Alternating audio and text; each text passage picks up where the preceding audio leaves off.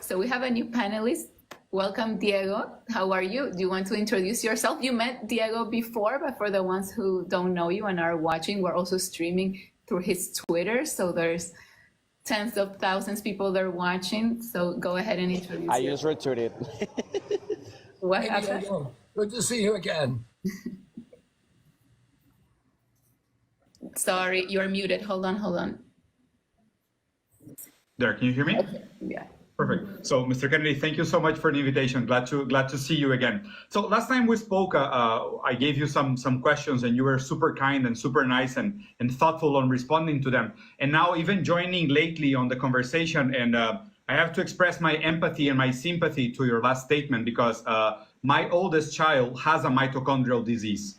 My oldest child was diagnosed when he was 2 years old with Leigh-like syndrome, which is an extremely rare incidence of mitochondrial genetic mutation. So I'm very empathic and very thankful for you speaking out to our families, because only people that have this type of genetic mutations within their households, we really understand how tough it is.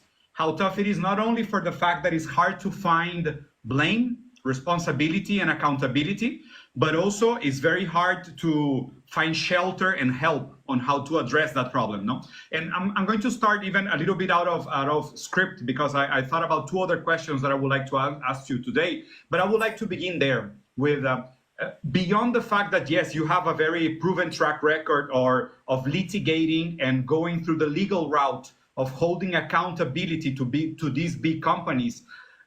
Beyond that accountability to big pharma and to these big food companies, which are very much accountable for mitochondrial mutations, how do you plan to help the families? Because as a father of a child with mitochondrial disease, I've helped and I've tried to help many families with similar difficulties, and most of them are not as lucky as I am. They have to find a way to work and at the same time provide care to a child that is very much in a very difficult relationship to reality, and also the paradigm of ultra productivity. How does you shelter or provide a matter of dignity to these families that they are able to find a dignified way of living and fitting into a society that so heavily emphasize on the importance of productivity? With these children that are today our children, 1 in every 54 within the autism spectrum or mitochondrial mutations that are outside of the paradigm of productivity. How would you address this problem? Well, I mean, the first thing that I would do is that I will do is to enlarge the scope of research at NIH, and also the scope of the drug approval process at FDA. Look at therapies that are not necessarily going to make money for the pharmaceutical companies. Yeah. You know, I've seen a lot of kids with mitochondrial disorders who are treated by, we have in our country extraordinary, the best in the world, functional medical physicians, integrative medical physicians who are treating autoimmune diseases and who are treating mitochondrial dysfunctions in ways that are, let's say, alternative methods that are not sanctioned by the pharmaceutical industry because they can't be patented and they're not making money for the big pharmaceutical companies. And NIH and FDA do everything in their power to destroy those options for families. And they're not thinking of public health. They're not thinking of, how to heal, how to make people better. Their primary objective is serving the mercantile interests of the pharmaceutical companies with whom they're partnered. 50% of FDA's budget comes from big pharma. Yeah. So that's who they're working for. They're not looking to make your child healthy or to relieve the burden of taking care of a child who has these diseases that can be very debilitating. Yeah.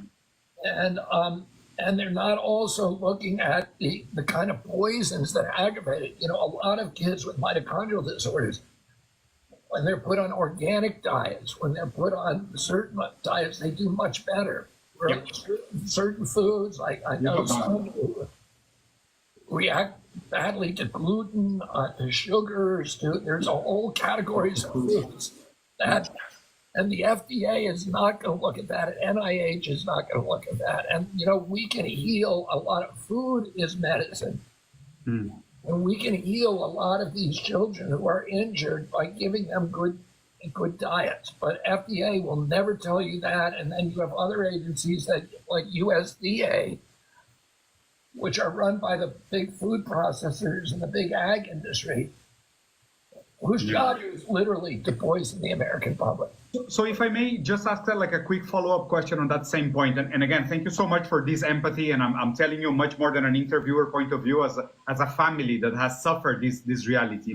What could you tell us about the today, in a way, implied relationship between the food industry being the main cause of so many of these diseases, but being disconnected from the responsibility of the diseases that they produce? Because what is weird for me is that, in a way, the US government funds a lot of these food companies. They fund innovation, they fund technology, they fund expansion. They're even partners in some regards, but they are disconnected from the fact that, for example, America has a huge problem of heart problem, cardiac arrest, obesity, diabetes, cancer, Alzheimer, which all of them are related to bad food habits. So in a way, it's like the government is funding the food industry and then paying for the bill in the medical bills. And in both ends, people are just seen as wallets with legs. They're just like consumers for the food industries and bill payers for the health system.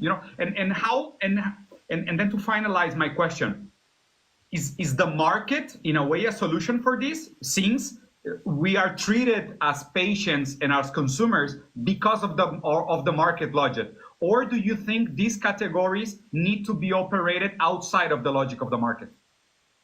Well, I don't think we really have a market. I think we don't have free market capitalism. We have corporate crony capitalism, and we have a corporate kleptocracy, and in a true free market, the actors in the market would pay the true cost of bringing their product to market, and that includes paying for all the people that they poison. And you would have people who ate food, that was produced, processed food, would be fully informed about what they're eating, and the only way that they get away with it is by lying to the public about that food, and through subsidies. Now, subsidy. If you have a subsidy, you're not part of free market capitalism. That is socialism or communism or something. It's not free market. And processed food is the food that gets virtually all the subsidies. The bad food gets all the subsidies. I would say virtually 100% of federal subsidies are going to terrible food processes, to GMO corn, to processed foods, to the foods that, listen, what you were saying, my head wants to explode because, I'm thinking about this all the time. Yeah. How corrupt the entire system is. And I want to say something else. My vice president, Nicole Shanahan, has a daughter who had mitochondrial disorder. And because of that mitochondrial disorder, she was given a medicine she shouldn't have gotten. And that medicine caused that cascading effect and debilitated her. Yeah. And so Nicole has spent about $100 million studying the impacts of mitochondrial disorder. So I'd love to put you together with her. But the entire food system in our country is utterly corrupt. Yeah. And processed foods. I had an assistant who worked for me for about 15 years when I first started at Riverkeeper. And she had worked in White Plains, New York. She had worked for Kraft, which was a food company. And she left Kraft because Kraft was purchased by Philip Morris, which was a tobacco company. And the day that they took over. They put ashtrays on all the desks and encouraged people to smoke in the inside. Yeah. But they also began bringing the scientists from the tobacco industry in to make foods addictive. And they use all kinds of chemicals like monosodium glutamate, which causes hunger and a feeling of emptiness. And a lot of these, and certain kinds of sodiums and salts that give you cravings, that after you've eaten, even if you fill yourself up, you still have the craving. And they the same thing they did with tobacco. They did it with processed foods. Yeah, absolutely. Those foods that you're eating, and those are the most heavily subsidized. This is where all the federal subsidies go, into building those kind of foods, which are poisoning you. And they're addicting you, and they're giving you obesity, and they're giving you diabetes, and they're giving you cancer, and all these other diseases, and they don't care because they're also working for the pharmaceutical industry. That then we're systematically creating customers for pharmaceutical products. Exactly. It seems like a round business. It seems like a perfect business. Ozempic is the perfect example. We give a 1 out of every 3 kids is pre-diabetic or diabetic, and what's the solution? Well, the obvious solution is dietary and lifestyle, right? It's not more medicine. Preventive. They're giving them Ozempic, and they're giving it to them for life, and it costs huge amounts of money, and it's going to bankrupt our system. And it's going to make those kids sicker and sicker and sicker, and they're going to be eating the same stuff that poisoned them in the first place. The whole system is so crazy and so corrupt, and no other country in the world is anything like this. I'm going to end it. I'm going to end it beginning on day 1, and I know exactly how to end it. And the way I'm going to end it is by creating science that is true and giving that science to the attorneys who will then sue the companies, and then it's over. Super. Thank you for the response, Mr. Kennedy. Gabby, do you want me to follow up on the other questions, or you want to go around the panel? I'm going to go with Tonio, Gisela, and then we can come back to you. Okay. Sure. So go ahead, Tonio, with the next question.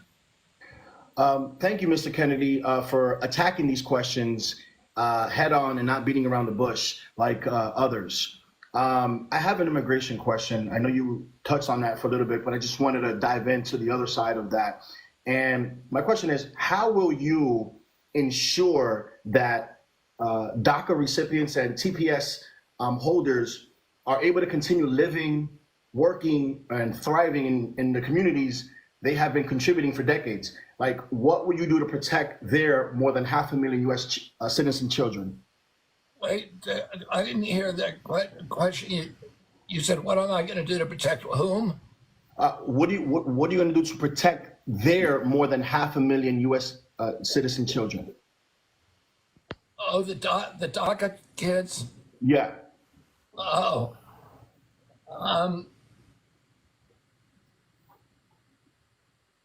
Well, tell me this. I mean, they're U.S. citizens, right? Yeah. The majority of the DACA recipients and TPS holders have lived in the country for over 20 years, and they're relying on their work permits and protections under the program to provide for their families to continue contributing in our communities. Yeah. So, what is the issue? That their parents will get deported, and that they? Yes. And so what is your solution? My question is, what can you do so they can continue living, working, and thriving in the communities that they've been contributing to? Well, if they're U.S. citizens, then they can stay here. So I'm trying to understand. All right, are you talking about minor children? So the DACA recipients, I'm talking about their children that are their children, protect their children that are here, because there's a lot of children that came when they were 2, 3 years old, 4 years old, undocumented, and their parents are working on some type of permanent situation. What would you do for them? Because there's over 500,000 of children of DACA recipients. So the DACA recipients have they gotten their citizenship now? I'm sorry? Have they gotten their green cards, their working papers? Are you talking about the children of parents who have Yes. green cards and working papers? Yes. And is the U.S. government trying to deport those children? Well, in some cases, there have been. I don't know what they're doing now, but what would you Tell me do? exactly what the issue is, and then I'd love to hear what your solution is to it. I mean, just the recipients that are here right now, where their temporary paperwork that allowed them to stay here is running out, and now they're running against the time. And once you pass that time, you're supposed to leave the state. I mean, well, the country. And some people don't have the means to leave. Some people don't even recognize their country anymore because this is their country for all intents and purposes. They've been living here for over 20 years. So when that time frame runs out, what laws would be put in place to protect them? I mean, if you ask me, I would extend it this time if they can prove they've been a part of this community and contributing. I want to know, what would you do to support said people? Yeah, I mean, I would not allow the policy that separates families or divides families or that supports people who've been here for a significant amount of time and are paying taxes and contributing to the community. I think that those, we need to seal the border first. We need to seal the border, and we need to have, wide gates and make sure that people who come in legally into this country wait in line and do the paperwork, that they have a fast track to citizenship. And we need to make sure that all businesses in this country can get access to workers from abroad. But we need to seal the border. We cannot have the Mexican drug cartel, the Sinaloa cartel, or the other cartels running U.S. border policy. I watched that firsthand, and it's a disaster. And I'll say this, that during the last decade of his life, from about 1983 to 1993, I worked very closely with Cesar Chavez, and he had two issues. One, the issue I was working on with him, which is pesticide poisoning of Hispanic farm workers, who are disproportionately injured by pesticide. But the other issue that he had was making sure the border was closed, because he recognized that the undocumented migrants who were coming across were diminishing his capacity to bargain or good wages and conditions for the American workers that he was protecting. And I think that's still an issue. And I think we should have wide gates where people can get legally into this country very, very quickly.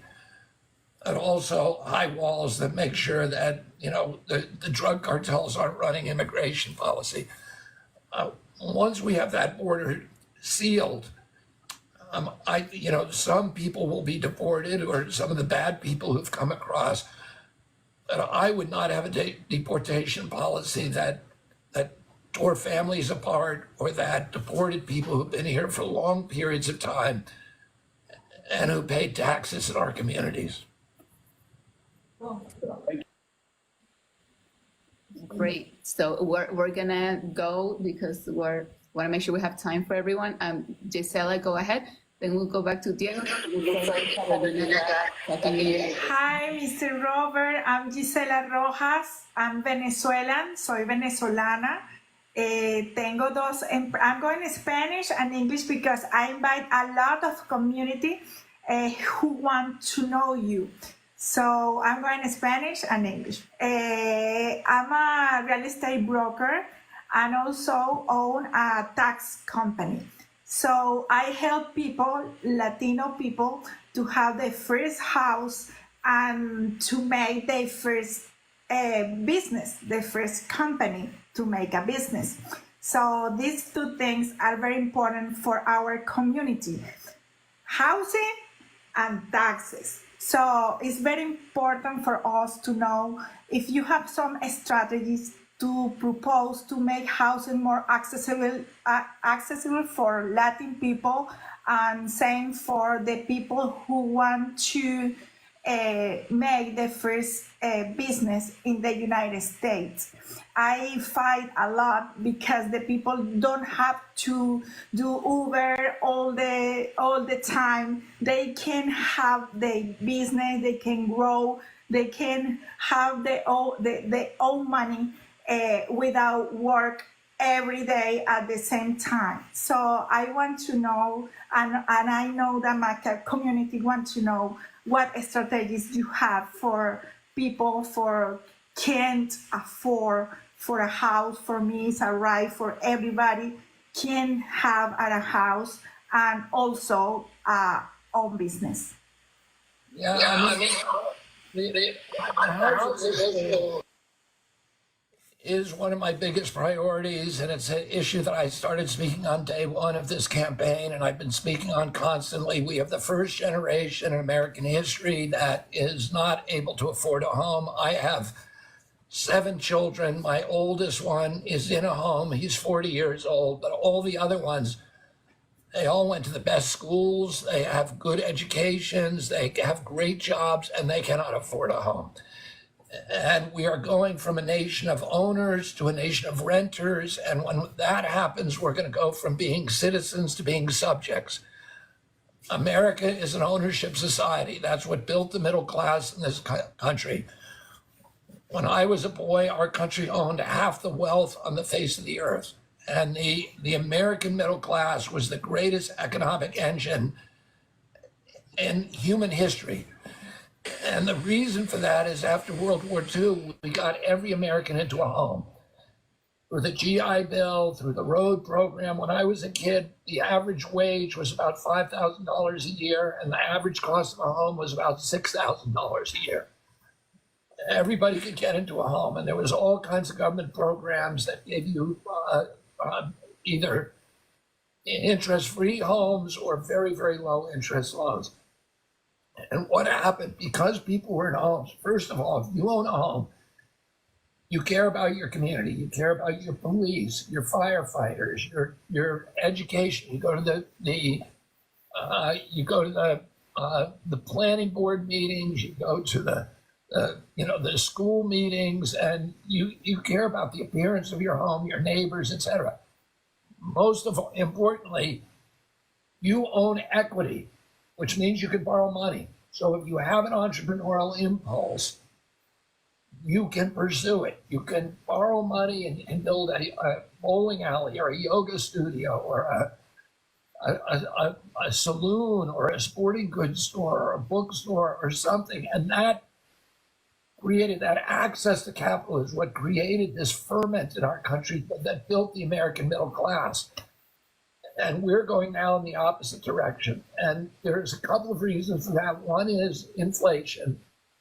And then, the average cost of a home in our country has gone from $215,000 2 years ago to over $400,000 today. And the interest rates have gone from 3% to 7%, and nobody can afford them except these big investment companies, BlackRock, State Street, Vanguard, Fidelity, that are buying up all of our homes. Last year, I think about almost 30% of the new home purchases went to these investment houses, and they are, these companies own 88% of the S&P 500, so they own all the business. And now they're going after all of the residences and all the single family homes, and that's not good for America. Well, number one, I'm going to make it illegal or unbeneficial through the tax code and through other, there's legislation that we already have, model legislation to stop these companies from buying our home and force them to disgorge the home, which will increase the available housing stock and drop the prices. I'm also going to offer incentives to local communities to get rid of restrictive zoning codes. That there's all these really cool, new, innovative ways to build homes. There are a lot of prefabricated homes, tiny homes, small homes, annex homes. and they're beautiful. They're not going to wreck your community. And people ought to be able, we need to relax some of the zoning codes, the planning codes, so that those companies, those prefab homes that are very cheap, they build them in a factory. I'm going to have a national Job Corps program where kids can go, instead of going into the military, they can get the same benefits for working for their community. And we're going to teach, there's 280 abandoned malls in our country. We're going to take those malls and turn them into learning centers where people can learn the trades. We'll build prefab homes in those centers, very cheap. Kids will learn HVAC, they'll learn carpentry, they'll learn electricity, they'll learn plumbing, and this is part of rebuilding our industrial base. And we'll produce low-cost homes that we can put on empty lots in our cities. You know, so many of our cities, I was in Detroit the other day, and there's parts of the city where 40 or 50% of it are abandoned lots. Well, that's a lot of places for good housing. And I have a 3% mortgage proposal, the same thing that my uncle did, John Kennedy, when he was president. He gave a 3% mortgage that was guaranteed by the federal government for a certain category, for young people, first-time home buyer. That would allow the federal government to guarantee your loan, so you can get a much lower cost. You can now compete with BlackRock because they for the cost of money. And you can get a low-interest loan, so we can get this generation of kids into a home. So it's very, very important to me. In terms of small business, that is, I am a champion of small business. About 42% of the jobs in this country are small business, and or 52% of jobs are from small business. We have a war on small business in this country. In fact, there's a federal law that says that 27% of federal contracts must go to small business. You know how many went this year to small business? 3%. Oh, they're violating their own, the agencies are violating their own laws. And all of the big federal programs and subsidies all go to big business. Virtually nothing goes to small business. I'm going to change that around. I'm going to make the small business the champion of our country, and I'm going to do everything I can to make it, to restore Main Street on this country. We're done with Wall Street. It's now Main Street built America, and we need to return to Main Street now. Thank you, Mr. Kennedy. Just one last favor. My son, he's 16 years old. He wants to study biology marine, and he was fan of you many time ago. And he all the time say, "Mommy, you know Kennedy, and I meet you finally in Latino Wallstreet in the event on Gavi." And I say, "Oh my God, I know why you love Kennedy. I really want to give to my son that you say hi to JP, and he wants to know how did you get into conservation while you were when you were young." Just that's all. Thank you. Hello, JP. I'm very, very happy to meet you, and I'm very, very happy that you're going to go into conservation, that you're going to become a marine biologist. And I hope you'll come work for the Waterkeeper movement. We have a lot of marine biologists who work for us. We put them to work restoring kelp beds, restoring coral reefs, studying fish populations, working as expert witnesses in our cases when we sue big polluters to protect habitat.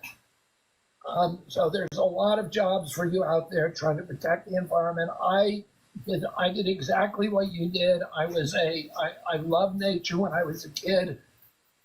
I tried to spend every bit of my time in the water, under the water. I got my first scuba tank when I was 9 years old, and I never came out of the water after that. So I love the ocean. I love the bottom of the ocean most, and I hope that you have as big a love affair with nature as I had, because it has enriched my life enormously. And I love everything about it, and I hope I get to meet you someday, and maybe if I'm back at Waterkeeper, we'll get you a job. Cool.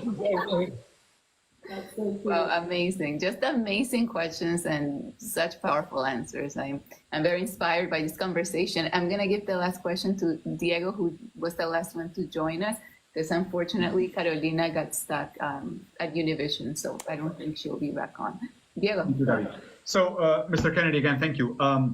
Just a quick follow-up on the question asked by Gisela, I think, which was very nice. And I wanted to also address this housing problem that is becoming a major concern for all families at all levels in the US. So the currently existing statistic is that there are more available houses than homeless people in America.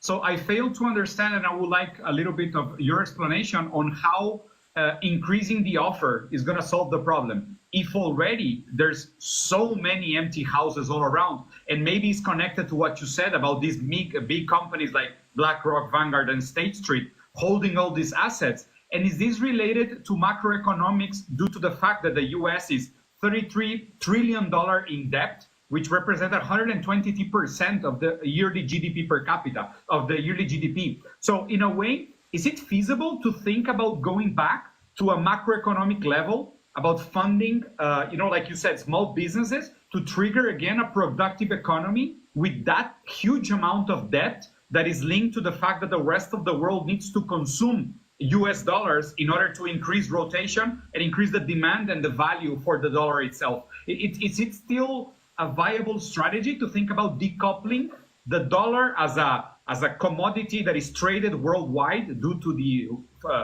effort, effects, and in a way, hegemony from the US around the world? And how can we decouple that from the fact that, as a very simple effect, there's a bunch of houses that are empty, that these huge companies have no incentive of selling, even that right now there are more people on the street than available houses? Yeah, I mean, that's a big question. Sorry. I mean, it spans micro and macroeconomic theory and solutions. So let me, just give you some sort of simple touchstones. I think you're right that all that excess housing stock is housing stock that is being held by these big corporations and that want to turn it into rental properties, are being held for other tax, because there's depreciation taxes that allow you to, that basically subsidize the purchase of these houses by these giant corporations, and we got to get rid of that benefit because it's a perverse incentive. The issue of homelessness has been really, really well studied and documented. The issue of homelessness has nothing to do with the availability of housing stock. It is directly correlated to the price of housing. Yeah. And you'll see, homelessness is also linked to drug addiction, to mental illness, but that link is very, very small. The real correlation is just directly to housing prices. So if any city that has high housing prices, you're going to see a lot of homeless. And the 50% of American homeless are in California. And that's because California has the highest housing prices. And the city with the highest housing prices in the country is San Francisco, and that is the center for the homeless explosion. LA also, I think the average cost of a house in LA is $850,000. And that explains why we have all these homeless. They're people who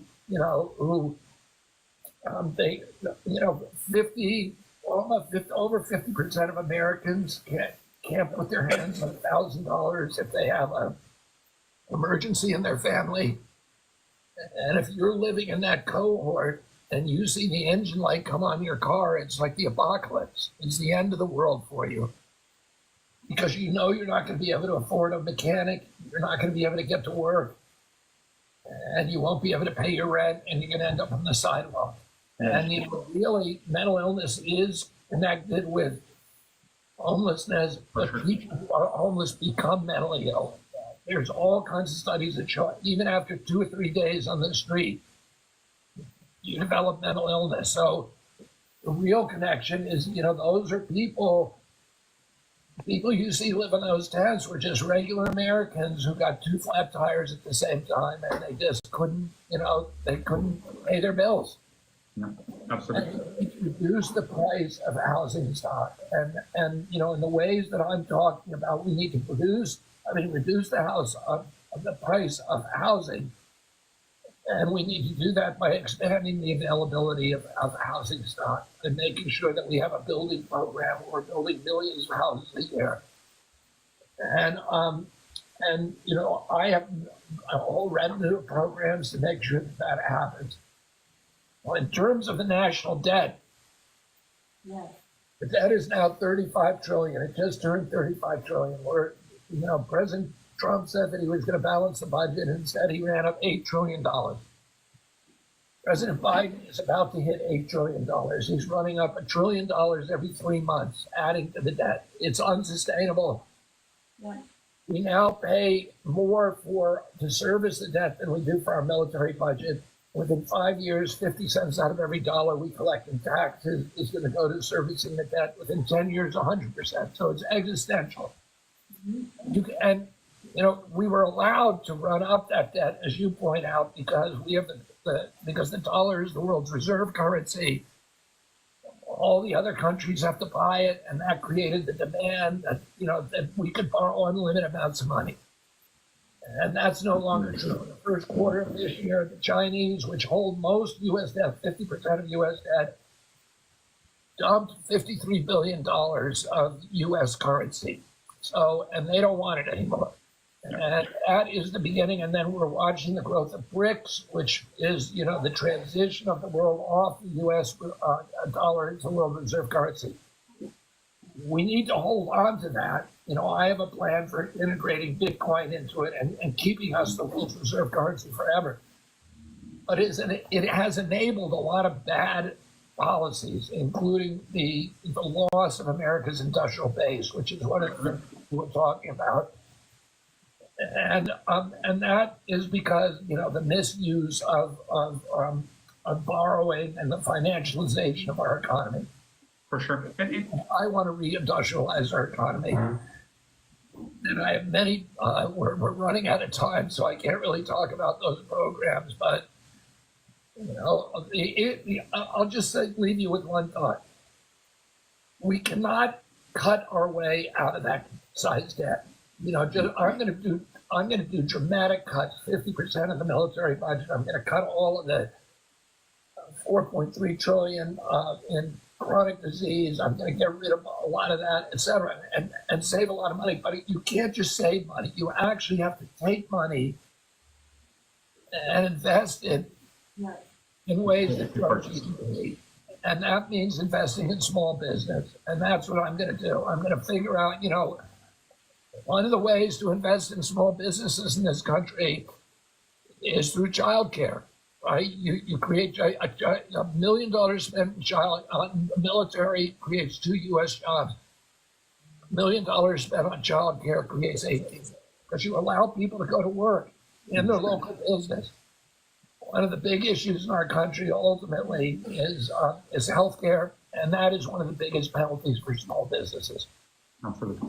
There's other countries where the government pays the health care, and they can produce products a fraction of the cost that we do, because our small businesses are paying for the health care for their employees.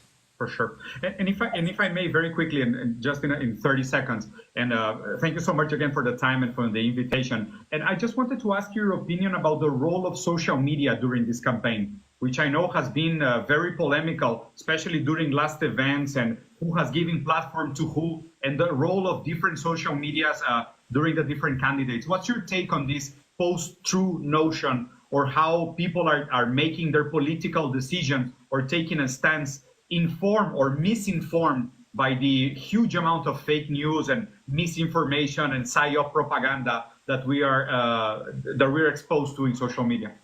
Yeah, I'm not scared of misinformation. I think that's a psyop to get us all scared of misinformation.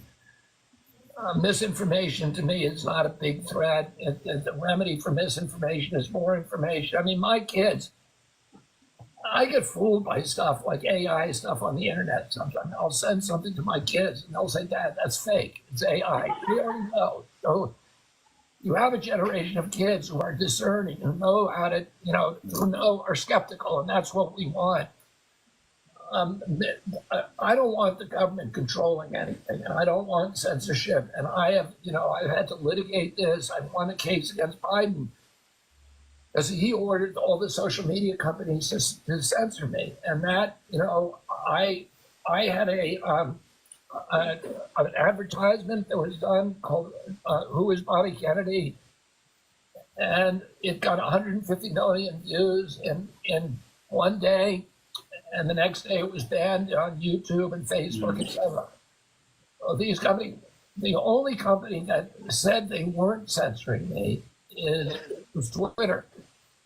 And yet people were sending us screenshots all the time showing that they tried to follow me. I got frozen at 3 million. I could not grow beyond it. And people would send our campaign screenshots of them following me and then it automatically unfollowing me immediately.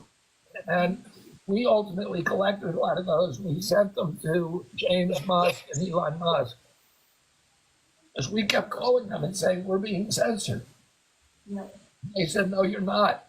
And when we sent them those, they went back and they looked and they said, yeah, it was buried in the algorithm and we didn't know about it. And it was there before we bought the company. And they've been censoring for all that time. So, it's been a real penalty for me. I'm centered on mainstream media. I've only done 5 interviews. NBC, CBS, CNN, MSNBC, only 5 interviews in 19 months. They won't let me on. They publish defamations and insults about me all the time and mischaracterizations, but they will not let me on to talk. They will not allow me to talk to their audience. And I'm also banned on most social media. So, we're slow walked or shadow banned. I've had to sue the federal government. I won that lawsuit, but it's really distorted this campaign. And it's one of the reasons that I'm not on the debating stage, because they've been able to suppress my support through censorship on both social media and mainstream media. Anyway, I'm not complaining. I'm just telling you the truth. Guys, thank you so much for this conversation. I really appreciate it. We're gonna have to end, but if you wouldn't mind just one more minute. Carolina is back. She had an issue at the news station. If you can just go ahead. It's so nice to see you again. Thank you for your time. I think this has been an amazing conversation. So many topics, diverse topics. I would like to close just with one question, just to summarize basically what you guys discussed, and something that I think is the big elephant in the room. My question is, if you were president of the United States, for what action or policy do you would like to be remembered? I mean, in other words, what's your main policy issue right now? I mean, as a person, as a candidate. And secondly, I would like to ask you about the information that came out today about a meeting that was intended with Kamala Harris, apparently asking for a cabinet position in exchange of support. Also, the possibilities of supporting Donald Trump, since he has asked you about it directly, and there's a video that your son published about it. If you can give us a response about that, too. Yeah, that's fake news. I didn't ask Kamala Harris for a cabinet position, but I've reached out to all the candidates. I met with Trump. I've met with the Libertarian candidate, Chase Oliver. I want to meet with all the candidates to talk about dampening down the rhetoric and unifying our country, and also talk about some of the issues about ending the wars, etc. The other candidates have met with me. Kamala Harris has said that she does not want to, but no, I don't believe that I could work. I think it would be tough for me to work with that campaign unless they made or with their administration, unless they committed to a lot of different changes. Yeah. But in terms of my legacy, I want to end the wars, the forever wars. I want to, make America a leader in a multipolar world. I'm going to end the chronic disease epidemic in this country. I want to end the polarization, the vilification, and division in America. And I'm excited about bringing AI and blockchain back to this country and exploring its potential to help humanity to make government more transparent and responsive. Rather than, I'm conscious of the peril that, it can also be used to impose totalitarian controls on our society. So those are, some of the principal issues that I'm going to deal with. I want to thank all of you for your questions and for being such a wonderful audience. Thank you so much. We unfortunately have to end, but we want to thank you so much for your time, and thank you everyone who watched this live, and all the amazing panelists that had wonderful questions in this Latino town hall. So follow us for more and maybe next one. So thank you. Have a good evening.